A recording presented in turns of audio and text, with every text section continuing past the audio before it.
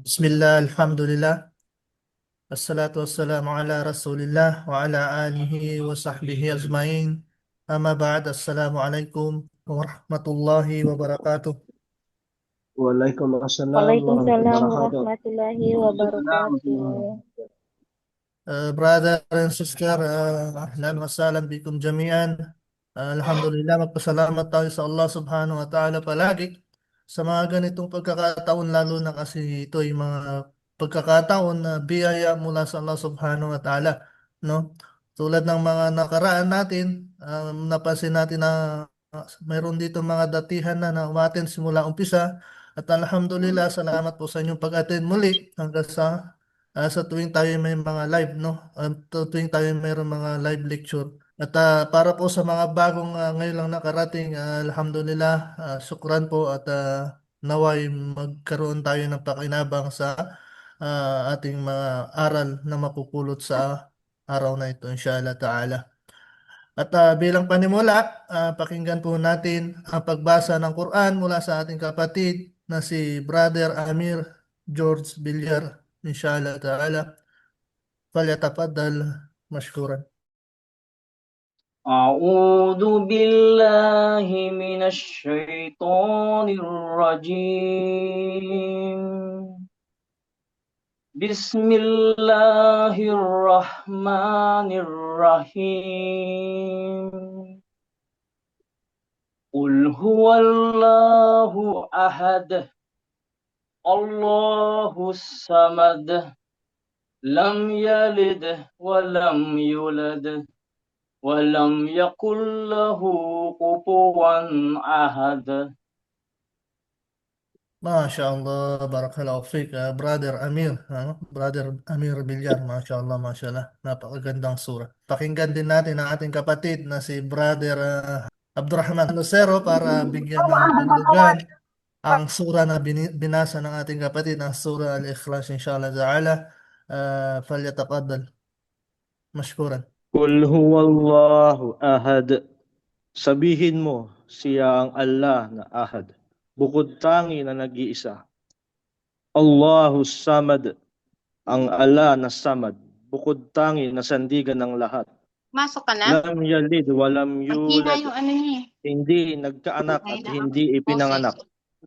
Walam yakul lahu kufuwan ahad, at walang maaari sa kanya na kaalintulad ni isa man. Masya Allah, jazakallah khair, Brother Abdurrahman, barakallahu fiqh. Alhamdulillah, at sa ating pong pagpapatuloy ay pakinggan naman po natin ang pambungad na pananalita mula sa ating Presidente, Ustadz Mujahid Gumander. Falyatafaddal. Bismillah, alhamdulillah, wassalatu wassalamu ala rasulillah wa ba'd. Assalamualaikum warahmatullahi wabarakatuh. Waalaikumsalam warahmatullahi wabarakatuh. Nandito naman tayo sa ating programa na kung saan ay nakikita-kita naman tayo muli, mga brothers, mga sisters. Bismillah, mashallah, tabarakar rahman. Isang napakalaking pagkakataon at napakalaking biyaya na ipagkakaloob sa atin ng Allah subhanahu wa ta'ala, na kung saan ay nasa larangan ng tinatawag na pananaliksik ng kaalaman o pakikinig ng kaalaman o kaya ay pagbabahagi ng kaalaman. Naway magkaroon ito ng kapaki-pakinabang sapagkat ayon kay Imam Ash-Shafi'i, isang may babahagi ko sa inyo na napakaiksi na sinabi ni Imam Ash-Shafi'i, "Laysa al-ilmu ma hufiz, innamal ilmu ma nafa'." Ang kaalaman, sabi niya, laysa al-ilmu ma hufiza, ang kaalaman ay hindi kung ano ang kabisado. Hindi kung ano ang kabisado, hindi kung ano ang naimemorya mo, kundi ang kaalaman. Innamal ilmu ma nafa', kundi ang kaalaman ay kung ano ang kapaki-pakinabang. Ang pananaliksik ng kaalaman hindi lamang para maisaulo mo, makabisado mo, ma-recite mo, kundi ang pananaliksik ng kaalaman ay para ito ay magiging kapaki-pakinabang. kapakipakinabang sa ating mga sarili dahil maisa sa buhay natin ng tama ang ating pagiging Muslim, ang ating obligasyon, kapakipakinabang sa ating kapwa dahil maibabahagi natin ng tama ang anumang mga natutunan natin, anumang mga narinig natin na ibig sabihin ay kaalaman. So napakalaking biyaya sa atin ng Allah Subhanahu wa Ta'ala. Kaya sa pagkakataong ito ay makinig tayong mabuti sa ating mga lecturer na mula sa lalaki at mula sa babae na kung saan ay napakahalaga ang kanilang mga tatalakayin para sa atin. So welcome tayong lahat sa ating pagdalo. Maraming salamat. Ahlan wa sahlan bikum jami'an. At inshallah ay huwag nating kalilimutan na isulat natin yung mga point, mga mahahalagang mga nakuha natin o napulot natin sa mga lecturer natin inshallah. At after ng kanilang mga lecture ay pwede tayong magtanong kung sakali na mayroong mga bagay na kinakailangan na maliwanagan para sa atin. Hanggang dito na lamang. Muli, welcome sa ating lahat. Assalamualaikum warahmatullahi wabarakatuh. Waalaikumsalam warahmatullahi wabarakatuh, Ustaz. Waalaikumsalam warahmatullahi wabarakatuh. Jazakallah khair, Ustaz Mujahid Gumandar, mashallah.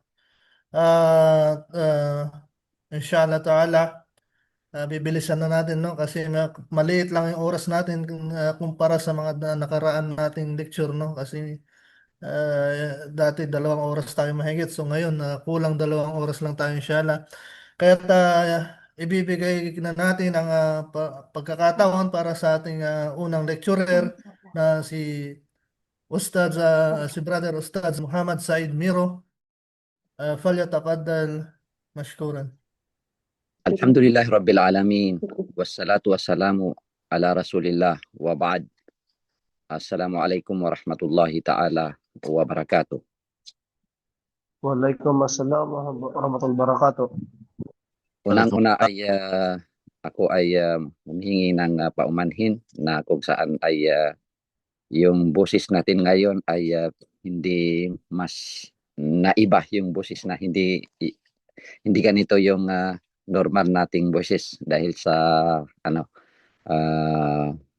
pagbabago ng panahon.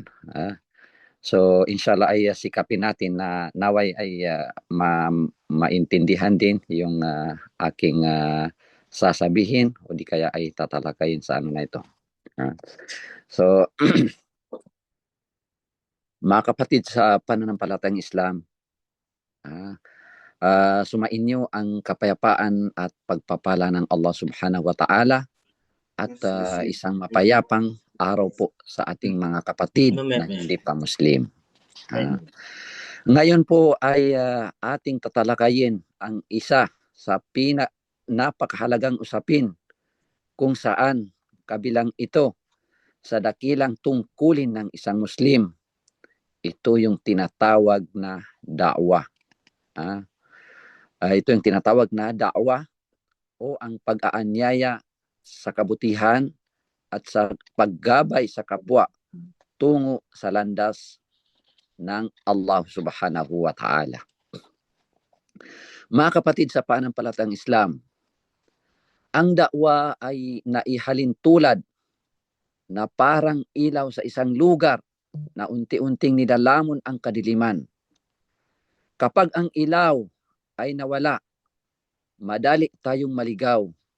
Ngunit kapag may isang taong nagdala ng tanglaw, kahit na maliit, nagkakaroon ito ng direksyon. Ganyan po ang da'wah, mga kapatid sa pananampalatayang Islam. Hindi mo kailangang maging tanyag, hindi mo kailangang maging perpekto, hindi mo kailangang magtaglay ng lahat ng kaalaman. Ang kailangan lamang ay ang puso, intensyong tapat at hangaring makatulong sa kapwa. Sinabi ng Allah Subhanahu wa Ta'ala sa banal na Quran, Ba'da a'udhu billahi minasyaitanir rajim. kuntum khayra ummatin ukhrijat linnas ta'muruna bil ma'ruf wa tanhauna 'anil munkar wa tu'minuna billah. Ang ibig sabihin, kayo ang pinakamainam na pamayanang nilikha para sa sangkatauhan. Kayo ay nag-uutos ng mabuti, nagbabawal ng masama, at sumasampalataya kay Allah subhanahu wa ta'ala. Sa talatang binasa natin ay dito ipinapakita kung ano ang pagkakakilanlan ng isang Muslim. Ito ay ang tagapaghatid ng kabutihan, tagapigil sa kasamaan, at tagasunod kay Allah subhanahu wa ta'ala, kung saan ang tatlong iyan ang mismong puso nitong tinatawag na da'wah. So, bakit kailangan yung tinatawag na da'wah? Bakit ito mahalaga sa atin? Unang-una ay ito ay utos mula sa Allah subhanahu wa ta'ala. Direktang utos mula sa Allah subhanahu wa ta'ala. Sinabi nito sa banal na Quran, Ba'a'udhu billahi minasyaitanir rajim. Ud'u ila sabili rabbika bil hikmati wal mau'izatil hasanah wajadilhum billati hiya ahsan. Ang ibig sabihin, anyayahan mo sila sa landas ng iyong Panginoon ng may karunungan at magandang pangaral at makipagtalakayan sa kanila sa paraang pinakamaganda. Mga kapatid sa panampalatang Islam, sa maikling talatang ito, malinaw ang tatlong haligi ng da'wah. Unang-una ay ang karunungan. Pangalawa ay ang kabutihan. At ang pangatlo ay ang kababaang loob. Hindi ito maging mahigpit, mapanghusga o mapilit. Ang da'wah ay dapat dumaloy mula sa puso na may lambing, may pasensya, at may pag-unawa. Mga kapatid sa panampalatayang Islam, ang da'wah ay hindi isang simpleng pahayag ng salita. Ito ay isang misyon. Isang misyon ng pag-ibig, awa at pag-asa. Ito ay tungkuling ibinigay ng Allah subhanahu wa ta'ala sa atin. Hindi upang tayo ay gawing mataas laban sa iba, kundi upang tayo ay maging ilaw sa gitna ng kadiliman, landas sa gitna ng pagkaligaw, at paalaala sa panahon ng pagkalimot. Hindi tayo nilikha para mabuhay lamang para sa sarili. Ang tunay at totoong Muslim ay nagmamalasakit sa kapwa. Kapag tayo ay nag-aanyaya sa kabutihan, hindi natin basta ginagawa ito dahil kailangan. Bagkus, ginagawa natin ito dahil tayo ay inutusan at dahil nais nating magiging karapat-dapat sa awa at pagmamahal ng Allah subhanahu wa ta'ala. Kabilang pa sa mga dahilan kung bakit napakahalaga itong tinatawag na da'wah. Ito ay paraan ng pagpapalaganap ng kaalaman at katotohanan. Dahil sa mundong ito na puno ng maling impormasyon, maling paniniwala, maling impluensya, at maling direksyon, ang isang taong marunong at may pag-unawa ay kayang maging gabay para sa marami, para sa karamihan. Isipin natin, ilan kaya ang kabataan naliligaw dahil walang nagturo sa kanila. Ang da'wa po ay ito ay paraan ng pagpapalaganap ng kaalaman at katotohanan. Dahil sa mundong ito na puno ng maling impormasyon, maling paniniwala, maling impluensya at maling direksyon, ang isang taong marunong at may pag-unawa ay kayang maging gabay para sa marami.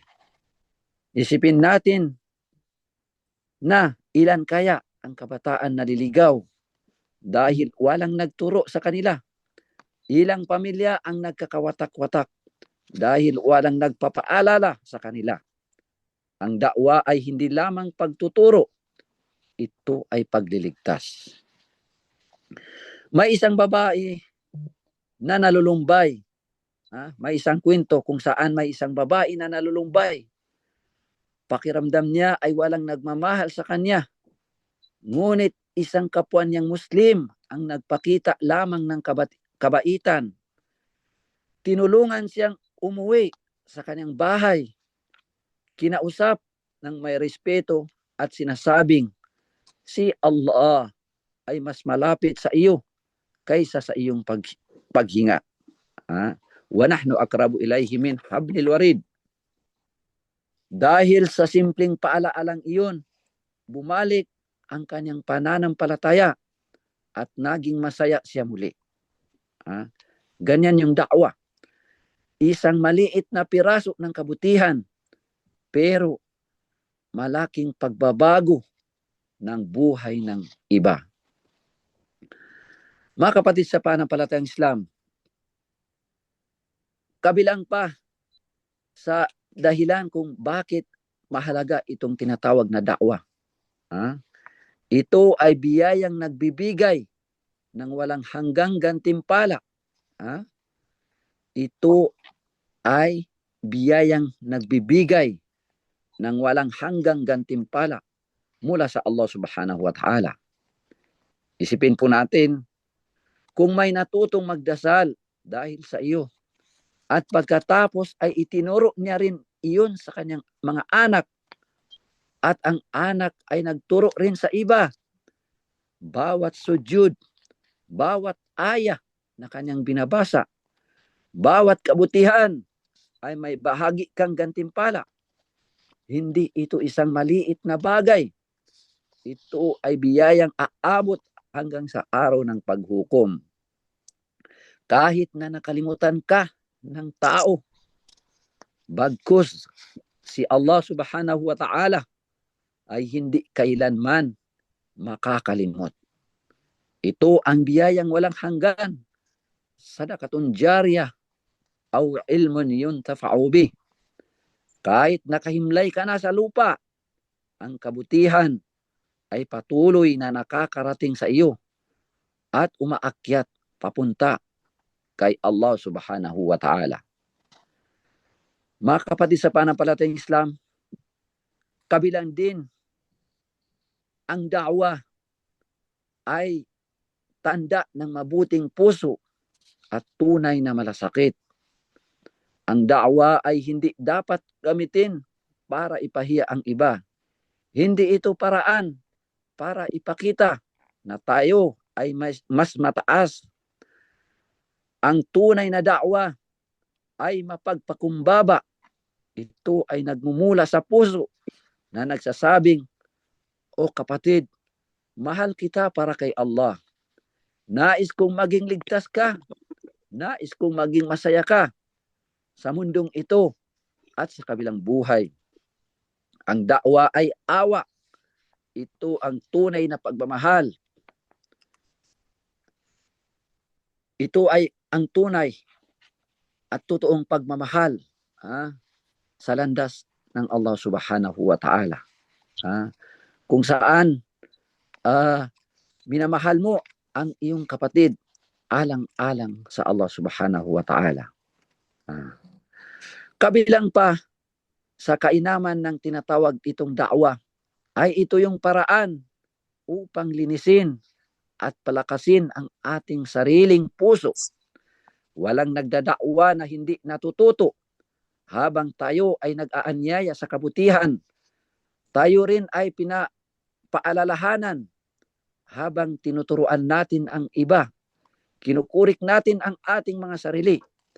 Kaya ang dakwa ay hindi lamang para sa kanila. Ito din ay para sa akin, para sa iyo.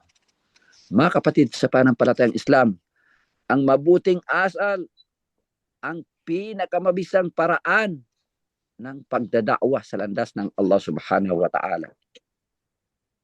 Maraming paraan upang magdakwa. Maaring sa salita, sa pagsusulat, sa pagtuturo.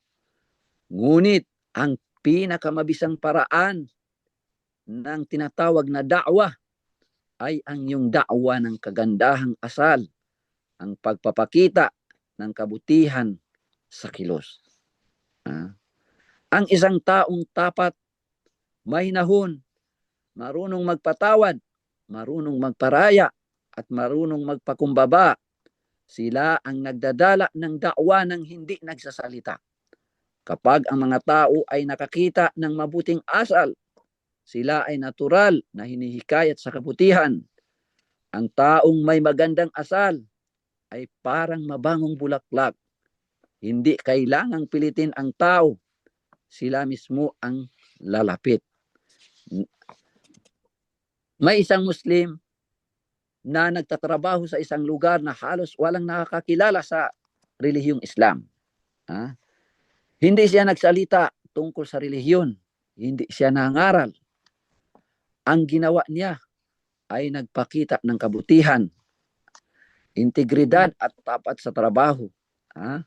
Pagkaraan ng ilang taon, taong bayan ang mismo ang nagtanong, bakit ang ganda ng kanyang ugali? Ano ba ang nagturo sa iyo? Yun yung tanong ng mga tao sa kanya. Ang sagot niya ay ang aking relihiyon, ang aking pananampalataya. Dahil sa asal niya, maraming tao ang nagtangkang kilalanin ang relihiyong Islam. Kilalanin si Allah subhanahu wa ta'ala. Hindi siya nagsalita. Ang buhay niya ang nagsalita para sa kanya. Ito ang dakwa na walang tunog pero may ingay sa puso. Sa panahon natin mga kapatid sa pananampalatayang Islam, ay may kailangan natin ang tinatawag na dakwa. Dahil ngayon ay panahon ng social media. Maingay ang mundo. Madaling maligaw. Maraming kabataan ang humaharap sa depresyon, pressure at tukso. Maraming pamilya ang nagkakahiwalay. Maraming tao ang nakakalimot sa Diyos. Kaya ngayon, higit kailanman, kailangan natin ang dakwa. Dakwa sa pag-unawa, dakwa na may kabutihan, dakwa na may karunungan, dakwa na may puso, dakwa na nagmumula sa pagmamahal kay Allah subhanahu wa ta'ala. Hindi natin kailangang baguhin ang buong mundo. Minsan, sapat na ang pagbabago ng isang tao dahil ang pagbabagong yun ay maaring simula ng pagbabago ng marami. At bilang panghuli, mga kapatid sa pananampalatayang Islam, ang dakwa ay hindi lamang responsibilidad. Ito ay karangalan. Ito ay biyaya. Ito ay misyon. At higit sa lahat, ito ay landas tungo sa pagsusumikap na maging mas mabuti, maging mas mabuting lingkod ng Allah subhanahu wa ta'ala.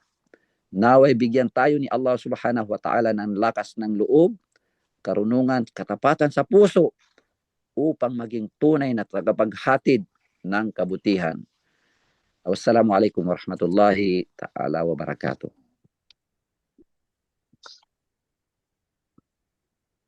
Waalaikumsalam. Waalaikumsalam warahmatullahi wabarakatuh. Waalaikumsalam warahmatullahi wabarakatuh. Mashallah, mashallah. Jazakallah khairan, Waalaikumsalam. Ustaz Muhammad Said Miro. Mashallah, sa iyong napakagandang lecture. Nawa ay marami tayong nakuha, no? Napakaraming aral ang ibinahagi ang ating lecturer. Nawa ay tumatak sa atin, hindi man konti, at least konti lang, no? So, yung kahalagahan ng da'wah, unang-una dyan sa haligaya yung karunungan. So, importante lang talaga yung karunungan kahit sa anumang bagay, no? At of course, yung ating layunin. Pag tayo magdadawa, mahalaga na tayo may karunungan. Kasi anong idadawa natin kung hindi natin naunawaan mismo ang relihiyon natin. Mashallah. Okay, dako na po tayo sa ating pangalawang lecture, mashallah. Kasi yung sa layunin, tama-tama ang topic nila ay, ng ating susunod na lecturer ay ang paano panatilihin ang magandang layunin. No? So isa rin sa magandang importante yung ating layunin sa pagdadawa. So konektado pa rin sa ating inshallah. At pakinggan po natin ang ating pangalawang lecturer na si Ustadja Nashiba Gumander. Faltatafaddal, Ustadja. Bismillahirrahmanirrahim. Alhamdulillahilladzi bini'matihi tatimmus salihat. Wassalatu wassalamu ala nabiyyina Muhammad wa ala alihi wa ashabihi wa man tabi'ahum bi ihsanin ila yaumiddin. Allahumma innana nas'aluka ilman nafi'a wa tawfiqan ila amalin bih wa na'udzu bika min ilmin la yanfa' wa anfa'na bima 'allamtana. Allahumma aslih niyatina fi a'malina wa zidna al-ikhlasa wat taqwa. Allahumma ij'alna minan najihina fid dunya wal akhirah. Ang lahat ng papuri ay kay Allah lamang. Nandiyan ng tulong, at patnubay. Ya Allah, dagdagan mo kami ng lakas ng pananampalataya at katapatan sa aming mga pagsamba. Allahumma amin. Mga kapatiran sa Islam, Assalamu alaikum warahmatullahi ta'ala wabarakatuh. Waalaikumsalam warahmatullahi wabarakatuh. Warahmatullahi wabarakatuh. Kapatiran sa Islam, ang paksa natin ay kung paano panatilihin ang magandang layunin o paano panatilihin ang tamang layunin. Ang layunin, ito yung niya. Alamin natin muna ano ang kahulugan ng niya. An-niya wahiya qasdu shay muqtarinan bi awwali ajza'il fi'l. Ang niya ay ang paglalayon ng isang bagay na kaugnay sa unang bahagi ng gawa. Wa mahalluha fil qalb. At ang lugar nito ay nasa puso. Wala yashtaritu tahrikul lisan biha. At hindi na kinakailangang igalaw ang dila. O hindi na kinakailangang bigkasin ng dila. Mga kapatiran sa Islam, napakahalaga ang layunin sapagkat ito ay kaugnay sa lahat ng uri ng ating mga pagsamba kay Allah. At dahil sa layunin, dito tayo gagantimpalaan ng Allah subhanahu wa ta'ala. Qala Rasulullah sallallahu alaihi wasallam, innamal a'malu binniyat wa innama likulli imri'in ma nawa. Ang tanging mga gawa ay ayon sa layunin. at bawat tao ay makakamit niya ang kanyang layunin. Dahil sa layunin o niya, hiya tatamayyazu al-a'mal lil-ibada an ghayriha min al-a'mal. Dahil sa layunin, nilalarawan niya ang mga gawaing may hangarin para sa ibada, mga pagsamba, kaysa ibang mga gawa. Ano ang tinatawag na ibada? Fal-ibada hiya kullu ma yuhibbuhu Allah wa yardah min al-a'mali wal aqwali al-zahira wal batina. Ang ibada ay ang lahat ng bagay na minamahal at kinalulugdaan ni Allah na mga gawa at mga salita, al-zahira wal batina, na nakalantad at nakatago. Katulad sa pagdarasal, ito ay gawaing kinalulugdaan ni Allah. At ang unang haligin nito ay ang layunin. Ilayunin na magdarasal at ito ay para kay Allah. Huwag nating haluan ng riya. Ano ang ibig sabihin ng riya? Ang riya, ito ay ang pagpapakitang tao. Sa araw-araw nating mga gawa, katulad ng pagbabasa ng Quran, kinakailangan na tayo'y may layunin. Kapag ang unang nagawa ng isang Muslim ay ang pagbasa ng Quran, ay magiging baraka ang kanyang buhay sa araw na yon. Pinakamainam sa mga magulang na turuan ang kanilang mga anak ng pagbasa o pagsasaulo ng Quran. Sapagkat ang mga anak, asawa, ay malaking pananagutan sa kabilang buhay. Mahalaga ang pag-aaral ng Quran. Sinabi ng propeta sallallahu alaihi wasallam, khairukum man ta'allama al-Qur'ana wa 'allamah.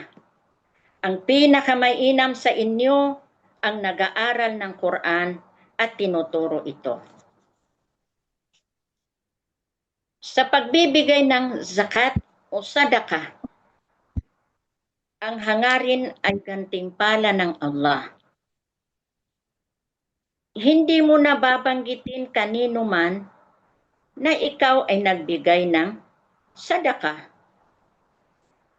Huwag mo na sabihin na ikaw ay nag-aayuno, nag-fasting, maliban kung kinakailangan o may nagtatanong sa iyo.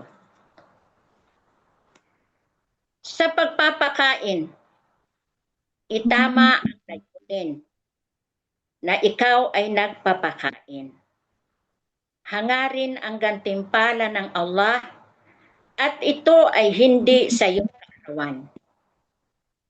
Ganon din ang pagpapaakika sa tamang araw at ito ay hindi sa kaarawan ng iyong anak.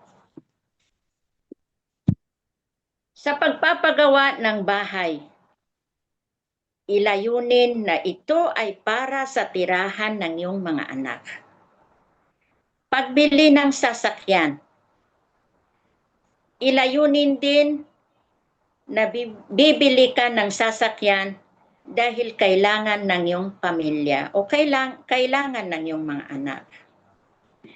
Hindi para ipakita sa mga tao na ikaw ay may malaking bahay at mahal na sasakyan. Hanggang sa ito'y mahulog sa pagyayabang. Ingatan natin na mailihis ang layunin sa pakikipagpaligsahan sa iba.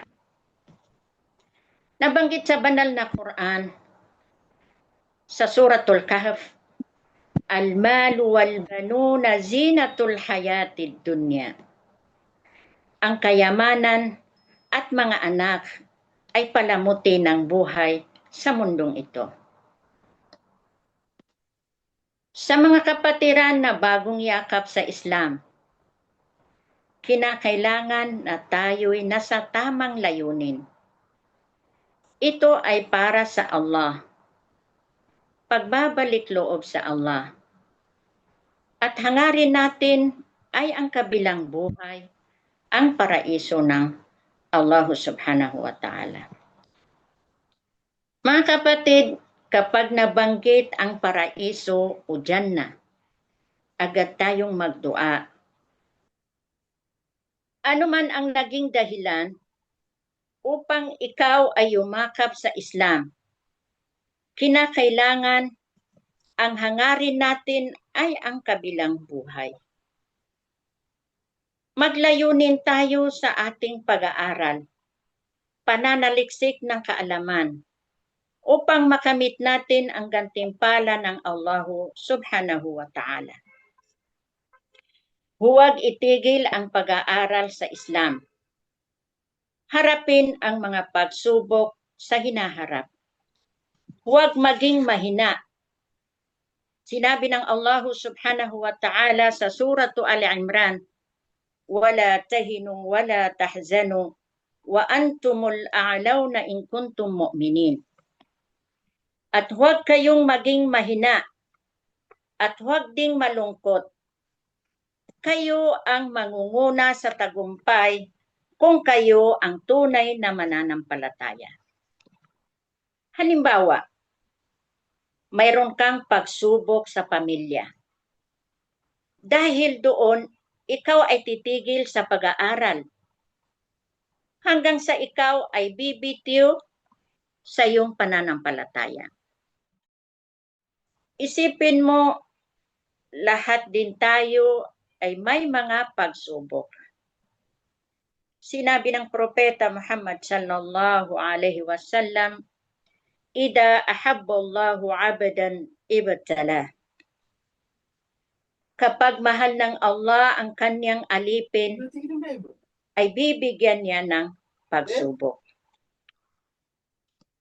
Lalong lumalakas ang ating pananampalataya, lumalakas din ang mga pagsubok ni Allah sa atin.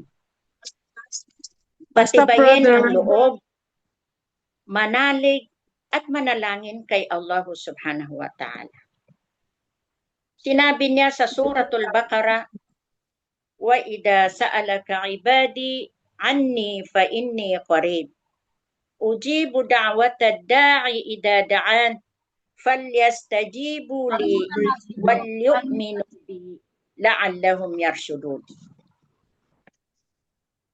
At kung ang aking alipin ay magtanong sa iyo, O Muhammad, tungkol sa akin, tunay na ako ay malapit sa kanila.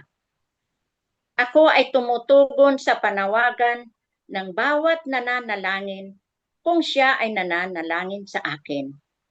Sila ay tumalima sa akin at mananampalataya sa akin upang sila ay magsitahak sa tuwid na landas. Sa mga sister, mga brothers natin na hindi pa naka-hajj o hindi pa naka-umrah, maglayunin sabay ang dua sa Allah subhanahu wa ta'ala. Insyaallah, tutugunin ni Allah ang ating mga magagandang layunin.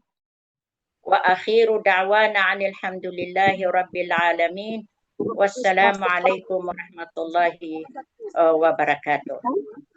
Sa mga sister natin, mga brothers natin, kung mayroon kayong mga katanungan, pwede kayo magtanong.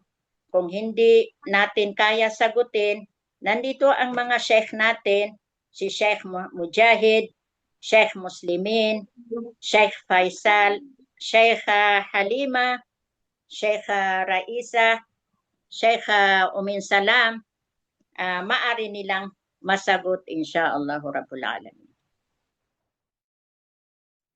MashaAllah. Jazakallahu khairan, Ustaz Mashallah, napakaganda niya ng kanyang lecture, no?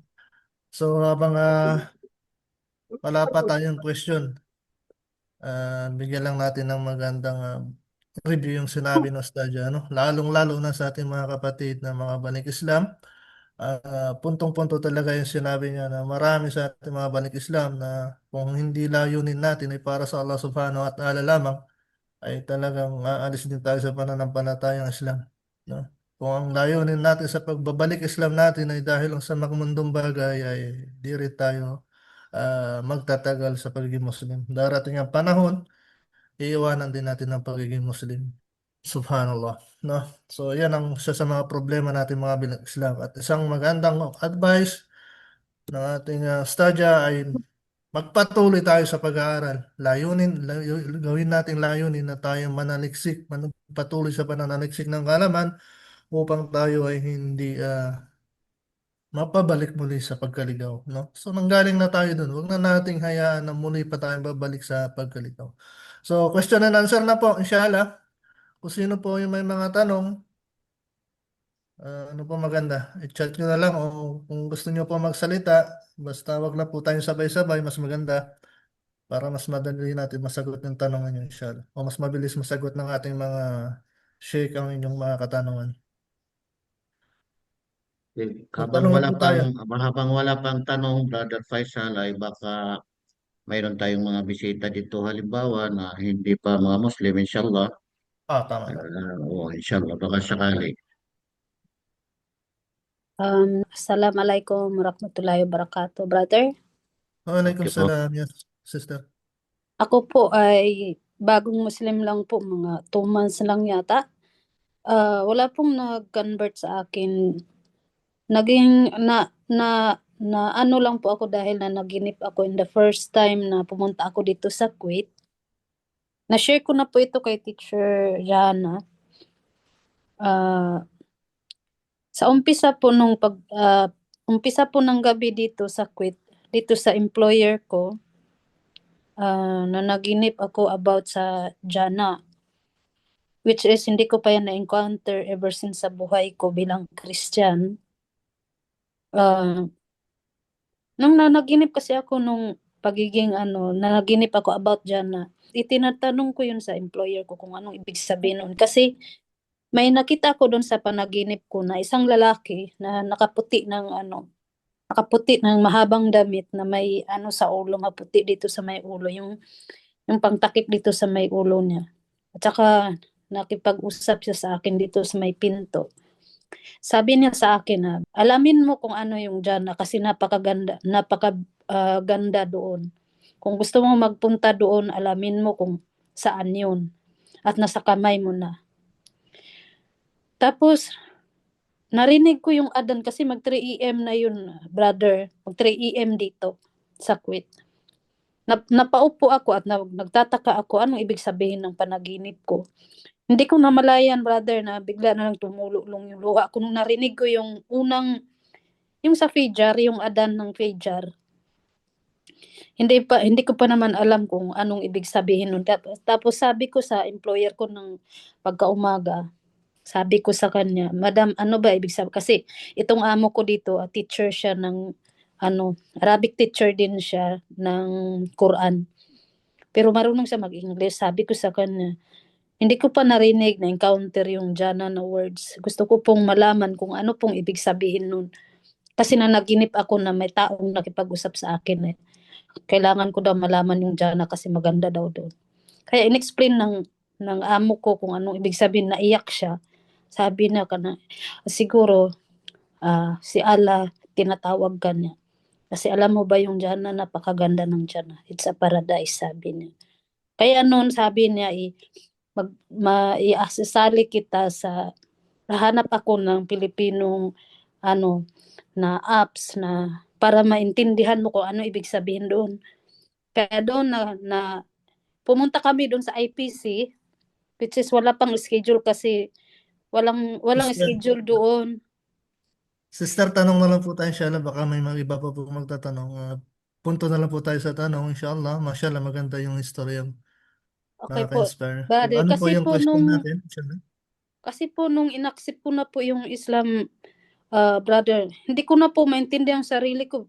Yung bang pag nagising ako sa umaga, bigla na lang po ako naiyak. Tapos hindi ko po maiwasan na napakaraming problema sa Pilipinas. Laging tawag sa akin, Jo, parang tina-trials ako na mag-give up sa pananampalataya, brother. Parang ang daming bigat na problema na na-encounter ko. Yun po yung katanungan ko. Kasi nung pumasok na ako sa Islam, parang ang bigat-bigat ng pakiramdam ko na ang daming problema. Siguro sa naisip ko, trials lang po yun ni Allah sa akin na mag-give up. Pero inshallah, ngayon po ay linalabanan ko po yun. Okay, so pakinggan natin Brother Faisal si Ustaz Nasiba inshallah na magpaliwanag no sa clarification ni Sister. Sister, about sa panaginip mo, siguro yun na yung na para matuklasan mo ang relihiyong Islam. Na, kumbaga, kasi yung iba, ganun daw, bago sila magsasyahada, bago nila yakapin ang Islam, ay maghihingi sila ng sign. Siguro, yun na yung sign na, yun na yung naging dahilan na, kumbaga, nayakap mo ang Islam, natutunan mo ang Islam. Tungkol naman sa mga trials, sister, normal na yan yung mga trials natin sa buhay. Normal na yan na lahat tayo may trials. Kasi yumakap ka na ng Islam, ang mga trials lang yan sa iyo, sister, or gawa ni Satanas na para, kumbaga, mag-alinlangan ka sa iyong pananampalataya ngayon. Huwag tayo mag-give up, sister. Lalo kang mag-aral, ipagpatuloy mo yung pag-aaral mo, sister, ha? Kasi yan ang malaking gamot niya yan. Inshallah Rabbul Alamin. Allahu alam. Inshallah, sister, inshallah. Sukran ya, sister. Sino pa po may tanong? Mas maganda po at magtanong na lang po tayo, huwag na po tayo sumagot. So, ang sasagot na lang po sa ating mga katanungan ay yung ating mga sheikh, no? Sino pa may katanungan bago po tayo mag-closing, inshallah? So, mahaba pa yung oras natin. Assalamualaikum, brother, sister. Waalaikumsalam warahmatullahi wabarakatuh. Sige, sister, tanong. Yes po. Actually, bago lang po ako nag-convert sa almost 1 month pa lang po. So, may katanungan ako about po sa Islam. So, gusto ko pong malaman, pag pumasok ka sa Islam, mayroon bang, like kasi sa Christian, mayroon binyag, like ganun po, brother. So, sa Muslim ba kasi, nung sa Muslim parang nanunumpa lang ako na nasasali ako sa Islam. Kasi almost lahat po ng pamilya ko kasi nagbalik Islam sila. So, bali ako lang yung parang nag-Christian. So, kaya ako sumali dito sa Kuwait na papasok rin ako sa Islam kasi nga yung mga pamilya ko, gusto ko sama-sama kami kay Allah. So, yun yung question ko po. Yung po sa Islam is may rin ba, may yung ko sa tubig like ganon? Or yun lang yung pagsusumpa lang? Okay. Sino po sasagot? Si Ustaz Muhammad Said na lang po siguro. Sa tanong ni sister, inshallah. Brother Faisal, yung unang nagsalita kanina na napakinggan ni Dr. Jamal Shakti na kung sino yung ustadza niya ay mainam doon na sana may record natin inshallah, magkaroon ng record para doon sa dahilan ng kanyang pagyakap sa Islam. Napakaganda daw kasi tinanong niya yung kwento niya. So, napakaganda. Napakaganda sabi niya. Sana may record at may translate sa Tagalog inshallah. Kung sino yung ustadza niya inshallah, sana pakikuha lang yung number ng sister natin na nagsalita kanina, yung napanaginipan niya patungkol sa Jannah, inshallah. So proceed na tayo sa sa next na nagsalita kanina. Assalamualaikum Ustad. Yung si Joy Aloy, pasensya na hindi ko po talaga na-record kasi may problema po ako sa internet connection ko ngayon. Pero okay lang ba na gagawan ko siya ng video question? Okay yun. Kahit na separate na inshallah. Kahit na Tapos separate isend ko na na lang sa magawa inyo. ng separate. Okay. Ganun na lang. Sige, Oo, kasi jazakumullah. maganda daw yung ano niya kasi bihira lang yung panaginip na patungkol sa Jannah. So Ah. nagustuhan niya. Inshallah, may record natin Actually, inshallah. sinulat niya yun sa akin dati. Iano ko lang po, isend ko lang po sa inyo, inshallah. Naam, inshallah. MashaAllah. Wala si Ustad Said Miro? Malis na po si Ustad Wala siya, Muhammad Said wala Miro. siya. Wala siya. Si Ustazah Halima, nandyan. Si Ustazah Umin Salam, nandyan. Inshallah, pwede sila sumagot. Assalamualaikum warahmatullahi wabarakatuh. Hindi ko masyado napansin ang tanong. Sorry, Ustads. Parang nabisi ako. Yung tanong po ni Sister Ustadja, kung meron din daw po bang binyag sa Islam. Kasi sa Christian, meron daw po silang tinatawag na binyag. Okay yun. Sister, wala pong binyag sa Islam. Yun lang yung pagpanganak sa bata. Pag isinilang na yung bata, yung tinatawag na akika. Kaya ang bibinyagan, parang change ng religion di ba? Dahil yung sa hadis na kullu mauludin yuladu alal fitra faabawahu yuhawidani aw yunassirani ila akhir al hadis. Kaya lahat daw ng isinilang sa ilalim ng fitra. Kaya depende sa kanyang magulang, kung kanyang magulang ay Yahudi o di kay Christian, kung yun ang magiging gagayahin ng bata. Kaya sa Islam, wala nang binyag, akika lang. Yun. Shukran, Ustazah Halima sa paliwanag mo inshallah. نرحب بحضور حبيبنا الدكتور جمال سبتي إن شاء الله. نستمع إلى كلمته باللغة الإنجليزية إن شاء الله. Pakinggan natin si Dr. Jamal Sakti, isang pinakamataas ng IPC na magsasalita siya, magbabahagi sa atin sa wikang English inshallah. فليتفضل مشكورا. Assalamu alaikum, brother and sister. I'm happy to be with you and listening to the lecture. I know some of them in English I understand and the others not, but really this program or these lectures every week is very good, and I feel happy to see a lot of people coming, mashallah, hundreds for new Muslims and new Muslims that are gathering in this lecture. And this is, alhamdulillah, this is good. And I feel so happy about it. And we hope that every week the people that are increasing and increasing. And if there is any suggestion to increase these lectures or other things, the program will be happy to help for that, inshallah. Jazakumullah khair wa barakallahu fikum. Wassalamu alaikum wa rahmatullahi wa barakatuh. وعليكم السلام ورحمة الله. وعليكم السلام ورحمة الله وبركاته. جزاك الله خيرا دكتور. بارك الله فيك على هذه الكلمة الطيبة إن شاء الله. So baka mayroon pa pong magsasalita, gusto magbahagi, o kasi Sheikh Faisal, inshallah, baka mayroon po kayong gustong ibahagi. Bismillah, alhamdulillah, wassalatu wassalamu ala rasulillah, amma ba'd. Assalamualaikum warahmatullahi wabarakatuh. Nais ko pong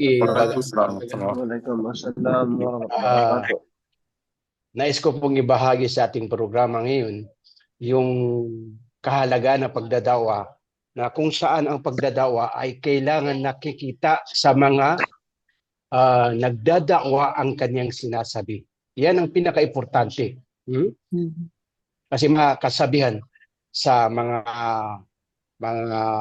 yung tula ng Arabic na sabi niya, la tanha an khuluqin wa ta'tiya mithlahu arun alayka idha fa'alta azim. Ibig sabihin nun, sa madaling salita, ay huwag mong ipagbawal ang bagay na ginagawa mo din. Halimbawa, nagsasalita ka ng pagdadasal, ngunit ikaw naman ay hindi nagsasala. Nagsasabi ka ng maganda ang reward ng pagsasala ng Jama'a, ngunit ikaw naman ang hindi nagsasalang Jama'a. Kailangan sa nagdadawa, naghikayat, ay unang-una titingnan sa kanyang mga sarili ang kanyang sinasabi. Kailangan talaga yan sa da'ya. Kasi ang da'ya, kumbaga, ay siya ay modelo sa kanyang lahat ng kanyang mga sinasabi. Pero nandiyan naman, pwede naman yung mga pagbibiro hanggang sa hindi naman humahantong na hindi magandang pananalita. So, iyan mga kapatid ang nais kong ibahagi sa lahat ng ating mga kasamahan. Jazakumullahu khairan, si Ustaz Muhammad Said, si Ustaza Nasiba, Gumandar, sana Allah subhanahu wa ta'ala ang inyong mga kaalaman at lalo pang dagdagan ng Allah subhanahu wa ta'ala at panatiliin sa inyo ang mga kaalaman na nagbibigay ng aral sa mga balik Islam insyaallah ta'ala. Insyaallah ta'ala, ganun din ang aking pinasasalamatan ang salita ng ating doktor, si Dr. Jamal Satti, Allah yahfadhuhu wa yar'ahu, ala kalimatihi tayyibah, ala kalimatihi tayyibah. Shukran ya Doktor, Allah yahfadhuka wa yar'ak. Hanggang dito na lamang masabi ko, mga kapatid. Jazakallah khair, Ustaz. Mashallah. May tanong Assalamualaikum po dito. warahmatullahi wabarakatuh. Waalaikumsalam warahmatullahi wabarakatuh. Sige po. Brother, may tanong po ako tungkol po sa ating paksa ng pagpapanatili po ng magandang layunin. Minsan po nagkakaroon tayo ng pagkakataon na tumutulong tayo sa ating kapwa-tao or gumagawa tayo ng good deed. Ngunit hindi natin mai-express yung paglalayunin. So katanggap-tanggap po ba ang gawa na kabutihan doon sa kapwa niya kahit na walang layunin? Yun lamang po. Salamat. Sino pong tinatanong gusto niyong sumagot? Yung presidente namin o sino pa? Si Vice President po, Yung, inshallah. Baka pwede po. yung tanong ay naka-address sa topic ng lecturer natin, inshallah. Ustaz, Inshallah. Doon sa kayo Ustaz na si ang makasagot diyan unang-una. At kung may mga talik, Sheikh Mujahid, pakisagot na. Ituloy mo na, Sheikh Faisal. Ituloy mo na, Sheikh Faisal. Ang paglalayunin, ang gawain ng mga Muslim. Kasi ang babalik naman tayo doon sa mga natalakay natin doon na lahat ng gawain ng Muslim ay katanggap-tanggap yan. Katanggap-tanggap yan. Kasi wala naman namibigay na pakitag-tao kuminsan. Wala naman namibigay na nagpapakuan na ito ay para sa kanya, para sa ganito. Bigay ka lang ng kung ano ibibigay mo, insyaallah ta'ala, may ajr ka. Mayroon kang gantimpala, insyaallah ta'ala. Wa ma tuqaddimu li anfusikum min khairin tajiduhu indallah. Lahat ng bagay na inyong bibigay para sa Allah subhanahu wa ta'ala ay insyaallah gagantimpala ng Allah subhanahu wa ta'ala. Okay po, salamat po. Okay. Salamat din. Si Sheikh Muslimin, baka mayroon siyang gustong ibahagi, inshallah, o karagdagan. Kararating pala ng umrah yan. Oo, inshallah. Okay, Brother Faisal, wala nang kwan. Ilang minuto lang ang ano natin. Mga 10 minutes lang siguro, no? Mag-adhan na. So, inshallah. May 10 minutes pa tayo, inshallah. May tanong dito, Ustaz. Basahin ko na lang sa chat box natin. Sabi niya, tanong niya, how does intention affects actions? Patungkol din sa topic ng Ustaz. Baka yun din yung nagtanong na yun siguro. Baka siya rin yung nagtanong kanina. Okay. Tama. Kasi yun din yung tanong, no? Tapos may isa pang tanong dito. Assalamualaikum warahmatullahi wabarakatuh. Tanong ko lang po, ang mga Christian po ay sumasamba po sila sa rebulto at sinasabi po ng ibang Christian na ang na-Muslim din po ay sinasamba nila ang Kaaba, which is not true. Ano po ang paliwanag o sinisimbolo ng Kaaba? Salamat po. Sino po sasagot? Ayan, yung mga sheikh natin, inshallah, si Muslimin, parang wala. Si Ustadha Halima o si Ustadha Umin Salam. Nandito rin si Ustadha Umin Salam. Andiyan po, dyan. Okay, ano pang tanong dyan, Faisal? Teacher, may tanong po ako. Kapag nagbibigay po ng tulong need po ba ng kapalit kung bukal naman sa puso mo ang pagbibigay ng tulong? Si Ustad Abdullah Tabi, baka may babahagi ka, Abdullah. Assalamualaikum warahmatullahi wabarakatuh. Wassalamualaikum warahmatullahi wabarakatuh. So, yun lang sa huling tanong, ano? So, kung tayo ay nagbibigay tayo, nagsasadaka tayo ay alang-alang sa Allah subhanahu wa ta'ala. Yung lahat ng ating ginagawa ay alang-alang sa Allah, ay hindi na natin kailangan na suklian pa yung ginagawa nating kabutihan. Kundi ang ating hinahangad ay yung gantimpala ng Allah subhanahu wa ta'ala. Dahil lahat ng ating ginagawang kabutihan na alang-alang sa Allah ay yan. At ito ay ating aanihin sa araw ng paghukom. Assalamualaikum warahmatullahi wabarakatuh. Assalamualaikum. Salamat. Allah barakat. Nag-sorry Sister Omeng kaya nasa labas daw siya. Yung kanina na question, baka importante yun. Yung pinaghambing nila ang revolto at saka Kaaba. Magkaiba ang pagsamba nila ng mga revolto, yung mga hindi mga mananampalataya, mga Christian, direct na doon na sila nananalangin. Tayo, sa pamamagitan ng pagtawap natin, paggawa natin ng pagpunta o pag-hajj o pag-umrah ay ayon sa utos ng Allah subhanahu wa ta'ala. Hindi natin sinasamba yung Kaaba. Bakit natin gagawin yun? Bakit tayo nagtawaf? Bakit tayo nagsai? Ayon sa utos sa atin ni Allah subhanahu wa ta'ala. Baka maintindihan na kung ano. Kung gusto niyo, sino mag-ano dyan, kung gusto nila pa more explanation, pwede sila kumontak sa atin, sa kahit sino sa atin, dahil hindi yun sapat na sagot kung hindi sila, hindi pa sila, hindi pa nakuha ang sagot nila. Kaya makikontak lang sa atin. O di kayo pumunta sa office natin, sa school natin. Assalamualaikum warahmatullahi Waalaikumsalam Assalamualaikum. wabarakatuh. Pwede ako Salam. magdagdag doon sa yung Kaaba, tungkol sa Kaaba. Okay po. Inshallah. Tungkol doon sa pinaghambing yung Kaaba at saka yung revolto. Yung Kaaba, tayo ay nagtatawaf dyan at saka iyan ang hinaharap natin sa tuwing magdasal tayo, saan man tayo naroroon sa ibabaw ng mundo.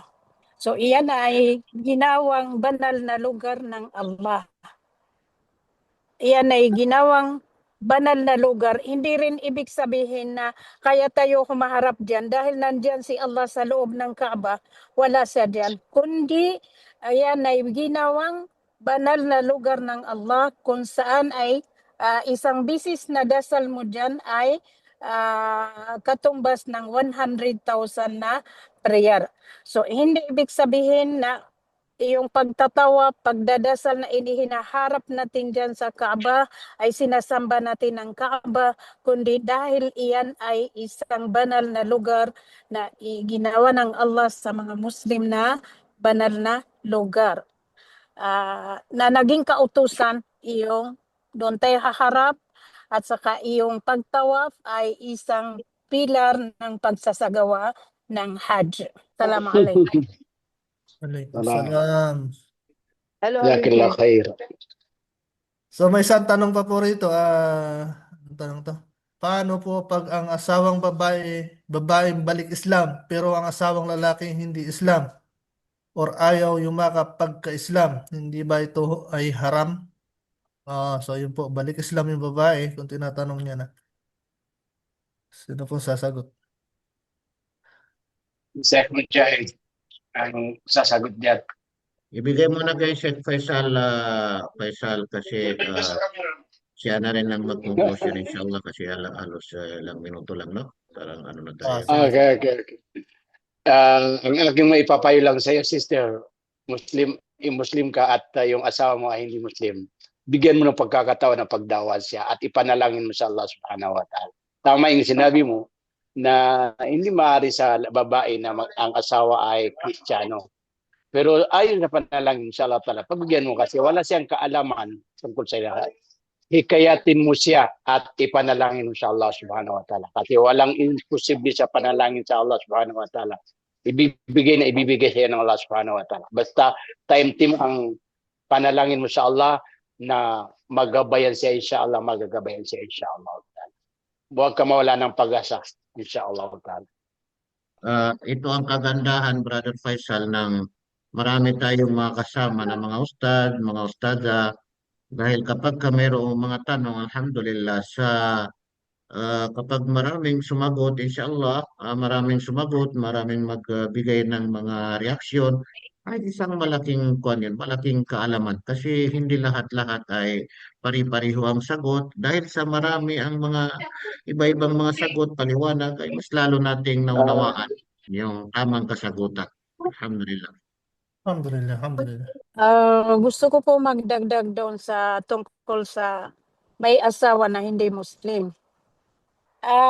Siguro marami sa mga sister na may mga asawa sila na hindi pa naging Muslim. So, importante tulad ng sagot ni Sheikh Faisal na bigyan mo ng pagkakataon. Ang masasabi ko dito, mga sister, alamin ninyo ang boundary ninyo ng asawa ninyo. Ikaw ay Muslim ka, ang pinaka-importante yung pagiging Muslim mo, hindi mo malagpasan yung boundary na makalabas ka doon sa anumang ipinagbabawal sa Islam. Halimbawa sa hijab mo o anuman dahil sabi na hindi naman daw siya Muslim, so kailangan hindi ka susunod sa kanya sa abot ng yung mga bawal sa Islam ay masunod mo siya.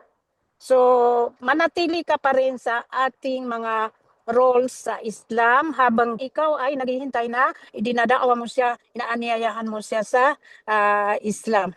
Yan na po mga sister. Assalamualaikum. Salam, masyaallah, syukran. Sampaikan muna. Okay po. So, bali, umabot na po tayo sa ating oras. Para sa ating closing speech na lang po yung natitira nating oras. Minuto, inshallah. So, ang naka-schedule po na closing speech ay si Ustaz Abdul Jalil, Faisal Abdul Jalil. So, alhamdulillah, salatu wassalamu ala rasulillah, amma ba'd. Assalamualaikum Waalaikumsalam. warahmatullahi wabarakatuh. So, ang aking parte ay pagdadawa sa pagdua ko sa tawagin, inshallah ta'ala. Katulad ng aking mga sinabi, mga bawat salita ko sa mga harapan ng ating mga kapatid na bagong nakakap sa Islam, panatiliin natin yung mga adhkar natin. Hindi lang yung mga kung saan yung mga sala natin ang ating mga ginagawa. Yung mga dikri, yung mga magagandang salita sa bawat minuto ay yan ang ating sikapin na binibigkas inshallah ta'ala. So,